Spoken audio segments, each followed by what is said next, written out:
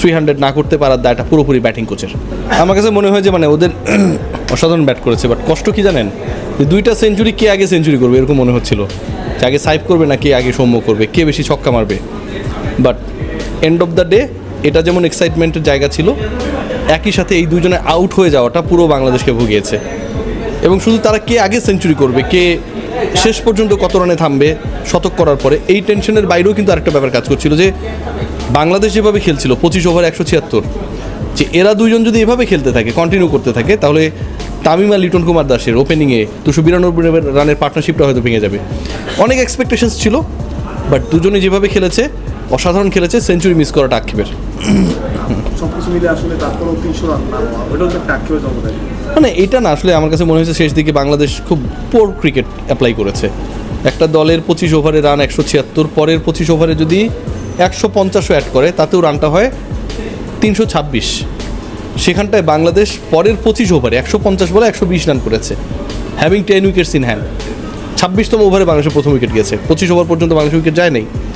So হাতে 10 wicket, হাতে 150 বল, আপনি 120 রান করলেন, লুজিং 8 উইকেটস। এটা খুবই পোর ছিল। আরও কতটা পোর যদি বোঝানোর চেষ্টা করি, যে বাংলাদেশ এই 120 রান যখন 150 বলে বা 25 ওভারে তুলেছে, তার মানে তাদের রান তোলার গড় ছিল আন্ডার 5। খুবই ফ্রাস্ট্রেটিং। তাওহিদের পারফরম্যান্স বা মিরাজ একই সাথে, মিরাজও বল বাই বল রান করছিল, আসলে ওইটা কি প্রেশার ক্রিয়েট করেছিল? ব্যাটিং অর্ডারটা আমার কাছে মনে হয় খুব বাজে হয়েছে। যখন আপনার স্পেশালি নাজমুল শান্ত আউট হলো হচ্ছে যখন বাংলাদেশের খেলা বাকি আরও 39 বলের।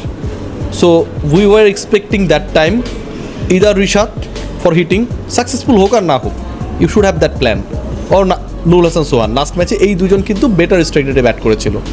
আজকেও সোহান কিন্তু 8 বলে 16 রান করেছে অপরাজিত। সো আপনি এদেরকে না খেলে নাসুমকে আপনি আগে পাঠিয়ে দিয়েছেন। নাসুমকে আমি ছোটো করছি না, বাট নাসুম কেন আগে গেল, নাসুমকে কেন আগে পাঠানো হলো, সেটারও একটা প্রপার লজিক থাকতে হবে তো, ঠিক না? সো এই জায়গাটা আমার কাছে মনে হয় মিস আউট হয়ে গেছে। এবং এক্সপেরিমেন্টের জায়গায় আসলে বাংলাদেশ দল কত বাজে অবস্থায়, ব্যাটিং কোচ মোহাম্মদ সালাউদ্দিন কত বাজে চিন্তা করেন টেকনিক্যাল জায়গাগুলো নিয়ে, যে 9 এবং 8 নাম্বার ব্যাটার হচ্ছেন সোহান আর মিরাজ। এটাও খুব হাস্যকর লেগেছে। সো কোনোভাবে আসলে এগুলোর কোনো ব্যাখ্যা নাই। হৃদয় ম্যাচটাকে খুবই স্লো বানিয়ে ফেলেছিল, নাজমুল শান্ত কাভার করার চেষ্টা করেছিল, শেষের দিকে গিয়ে আসলে বাংলাদেশ যেভাবে উইকেট হারিয়েছে উল্টাপাল্টা ব্যাটিং অর্ডারের কারণে 300 না করতে পারার দায়টা পুরোপুরি ব্যাটিং কোচের। একদম শেষ দিকে দুটো প্রশ্ন, উইকেটটা নিয়ে কি বলবো, একটু সারপ্রাইজিং ছিল কিনা বাংলাদেশ বেশি ভালো খেলেছে?